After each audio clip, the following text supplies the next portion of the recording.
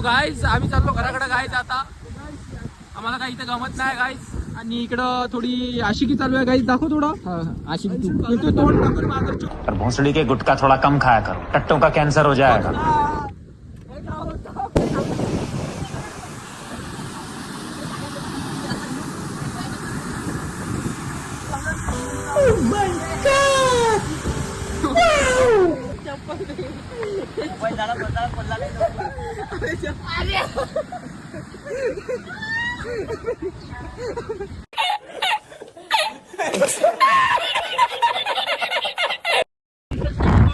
काही सोय नसताना आम्हाला असं झाला.